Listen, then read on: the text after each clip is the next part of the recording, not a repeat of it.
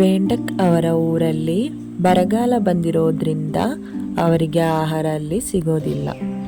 ಅದರಿಂದ ಅದು ಬೇರೆ ಊರಿಗೆ ಹೊರಡೋಣ ಅಂತ ಹೊರಡುತ್ತೆ.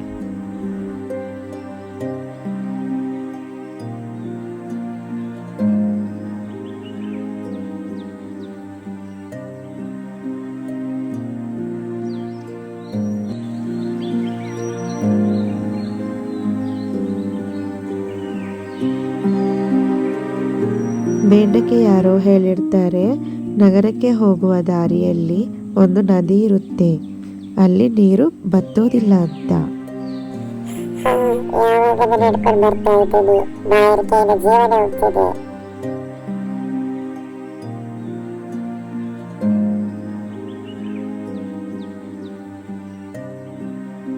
ದೂರದಲ್ಲೊಂದು ಉದ್ಯಾನ ಕಾಣಿಸುತ್ತೆ.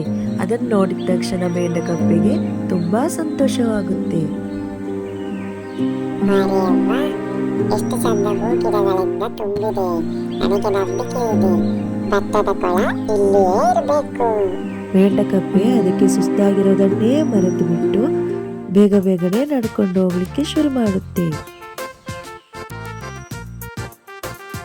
ಆ ನದಿಯಲ್ಲಿ ಸುಂದರವಾದ ಮೀನುಗಳು ಇದ್ವು. ಆದರೆ ಆ ಮೀನುಗಳಿಗೆ ಅವರು ಸುಂದರವಾಗಿರುವುದು ಅನ್ನೋದೇ ತುಂಬಾ ಅಹಂಕಾರ.